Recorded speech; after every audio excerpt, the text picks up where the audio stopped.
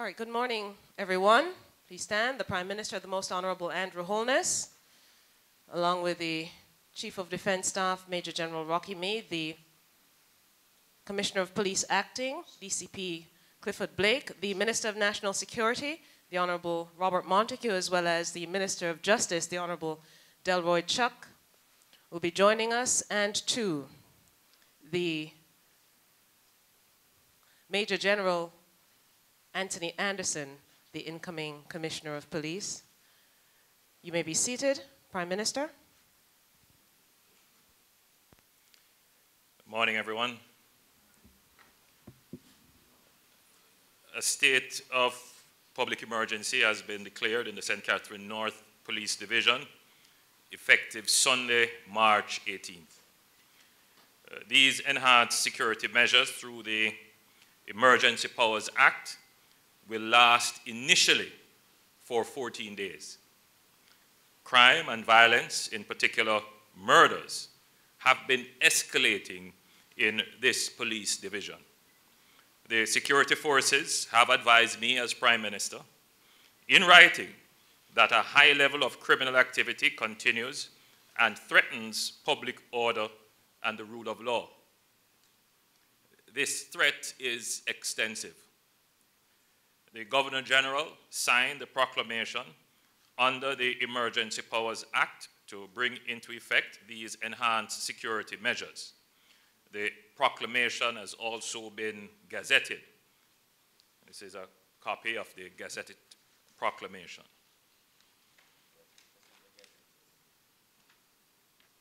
Yes.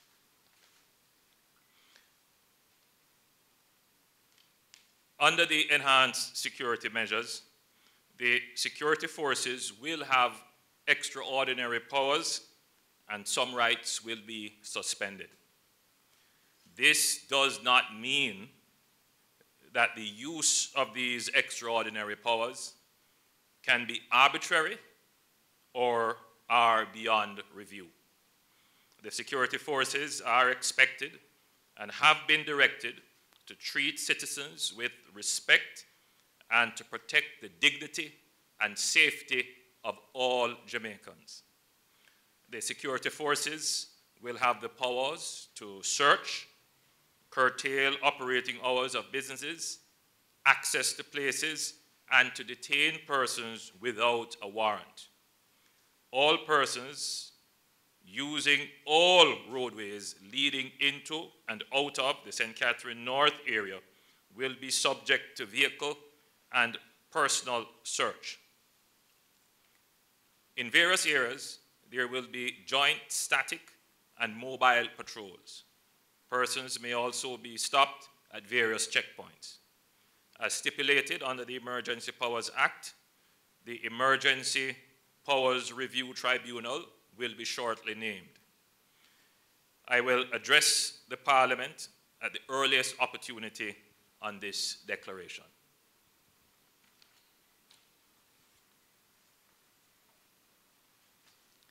Now the Commissioner of Police Acting, DCP Clifford Blake.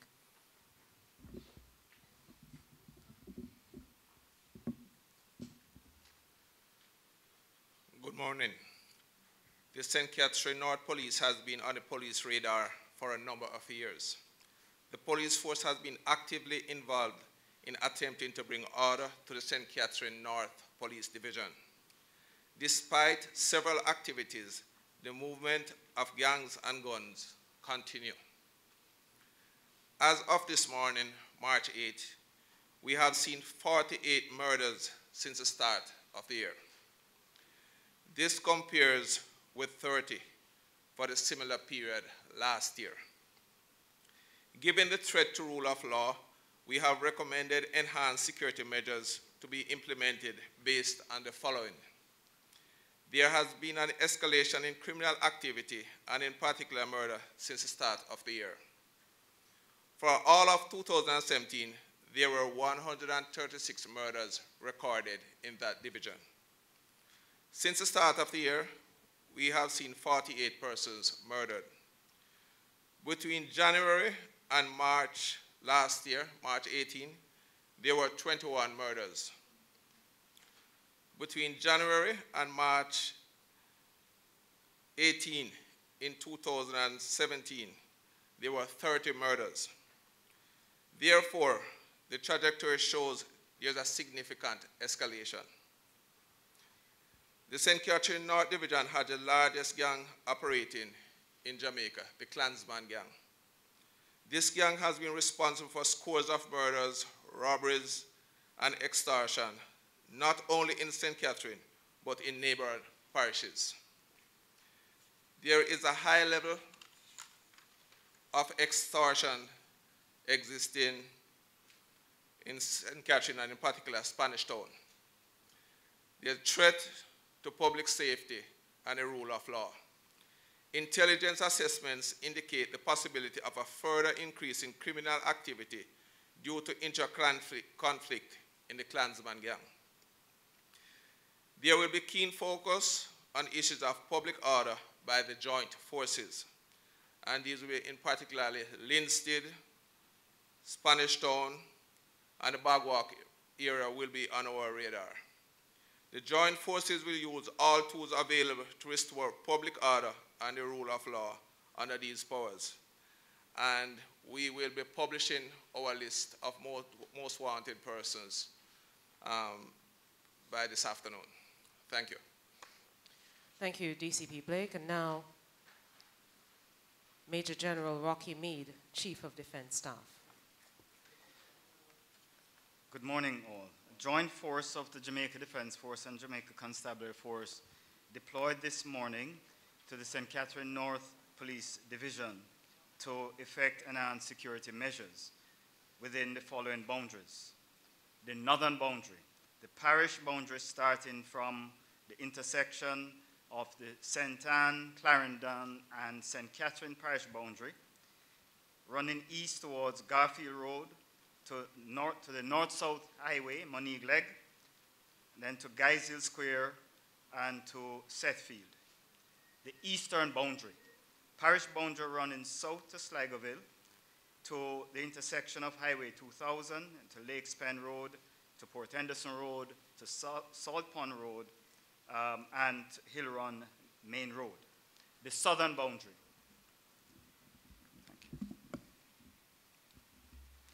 from the Heartland Main Road to the Hill Run Main Road.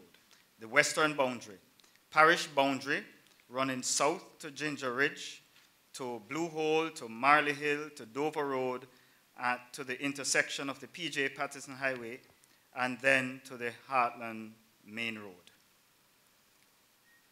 We acknowledge that persons may be justifiably concerned about the implications of enhanced security operations on their everyday lives. We want to assure citizens that both the JDF and JCF have been properly trained and oriented to give due regard to human rights of all persons. Our exemplary record in the other areas in which we have had enhanced security powers have been declared is positive proof that we do intend to continue maintaining the human rights of our citizens. Nonetheless, we urge persons to acquaint themselves with the regulations and requirements governing the state of emergency in order to easily and conveniently transit the area as they go about their lawful business. A very important feature of this enhanced security measure is that our Jamaica National Service Corps persons, which have been a valuable addition to our ranks, will be deployed on this operation. 241 Jamaica National Service Corps personnel will be deployed where they will learn from our more experienced soldiers in a major real-world, real-life security scenario, as is very normal.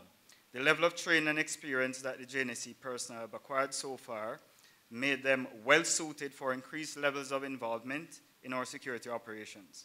They'll be used primarily for operational support and administration, and we certainly want to thank these JNSC personnel for their extremely valuable contribution to national security and encourage them to take advantage of this important, valuable learning opportunity, which is the final stage of their preparation before converting to the regular force. As we pledge to carry out our operations with professionalism and respect, we are seeking the cooperation of the citizens to use the very popular JDF tip line, 837-8888, to supply us with information about the criminals and criminal activity. This is a key component of our intelligence and data gathering assets and heavily support our involvement. We'll be doing our part by publishing photos, bulletins, social media images, and data about gang members and criminals, as the acting commissioner indicated before, to help persons identify these individuals and report them. The hotline is manned on a 24-hour basis and offers convenience and confidentiality, and we anticipate that its success in St. James will be replicated in St. Catherine. In closing, let me reiterate the importance of community support during the enhanced security measures as we strive to reduce incidents of murders, shootings, reestablish the security of our citizens in St. Catherine North, and restore confidence in our state apparatus. Thank you very much. Thank you so much, General Meade. Before we go to questions from members of the media, DCP Blake would just like a point of clarification.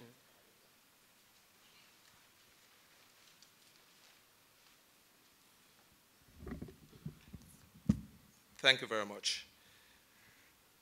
Earlier on, I said the stats was of March 8th, and in truth and fact, is as of today, March 18th. And the figure between January and March 2016, it was 21 murders, and the figure between January and March 2017 were 30 murders. Thanks. 48 so far. 48 so far this year. Thank you so much, DCP Blake. And now, members of the media, may we ask that you can now, the floor is open to your questions. Please identify yourself, raise your hands, beg your pardon, identify yourself, and ask your question. I have one from this side. Good afternoon, Siobhan Campbell, Nationwide News. I have two questions to you, Prime Minister. You don't want to share them?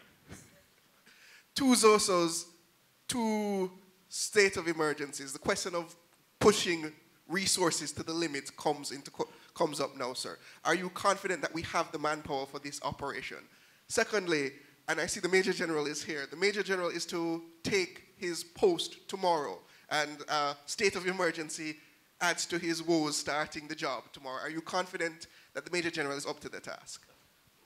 Well, let me answer the easy question first. Yes, Major General is up to the task and has been operating in the security environment for many years and has demonstrated by virtue of his record at the Jamaica Defense Force his skill and knowledge in the area. And so I expect that he will be able to do very well in the JCF, which is a different environment, a different structure. I'm certain that he will be respectful of the structure, the organization, and that he will build a strong alliance with the policemen, and that he will assist in the transformation of the organization. So I'm confident that he will do a good job. But the measure of the job is not just completing the job successfully, but what you leave behind as a legacy. And I'm certain that he will also be seeking to leave a legacy behind where we can develop within the organization a very deep pool of skill and talent that can carry on the transformation of the organization. In terms of resources, resources are always a challenge. And it is not just the financial resource, it is the manpower resource. And yes, it has been a constraint in terms of how fast we can execute the plan. The plans are there. We're not short of plans. We know what to do. The question is the resources to actually implement, which is why we have been acting in a very strategic way in increasing the intake training both in the JDF and the JCF so that we can have additional manpower. But it is also a question of management. You would have seen an initiative by DCP Blake in putting more officers on the street to increase visibility and to deal with public order issues.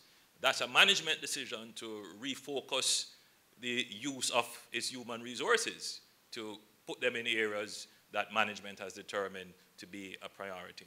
So yes, we have taken some decisions to increase our manpower, but decisions will also have to be taken about how we use our existing manpower to deal with the priorities. The priorities now, obviously, to deal with escalating crime and violence in particular communities. Thank you, Prime Minister. Are there any other questions? Arthur on that Hall. side? Arthur Hall, Sunday Gleaner.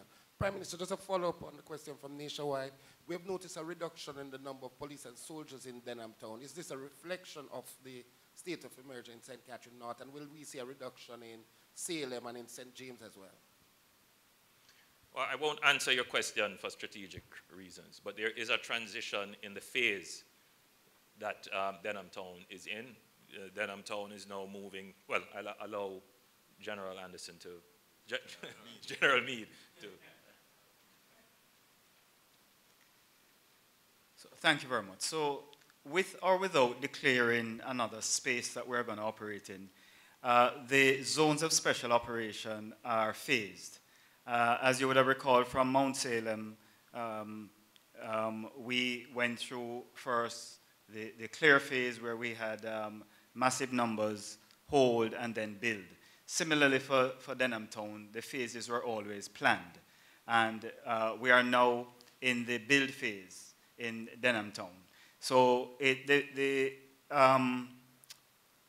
coincidence of having another operation is not what affects the phases. There are certain markers that we look for to declare each phase. And every operation we do, we have phases that we will go through according to the situation on the ground. Thank you so much, General Meade. Are there any other questions from members of the media? I recognize Mr. Sharp at the back.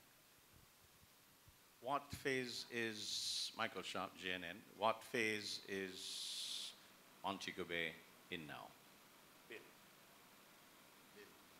You mean the Mount Salem zone? Yes, the Mount Salem, yes. They're also in the build phase, similar phase. If you remember, that zone was declared first, and so they have been in the build phase for a while now.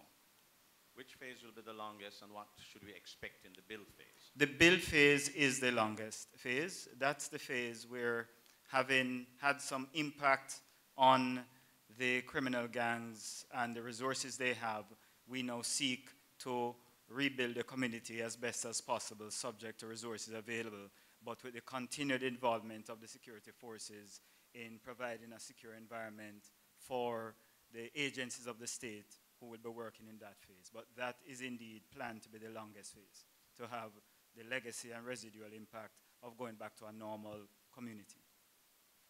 Arthur Hall? DCP Blake, with 48 murders in that division since the start of the year, can you tell us how it play out with other divisions across the island? Is this the police division with most murders since the start of the year? Certainly. It's a division which is leading with number of murders.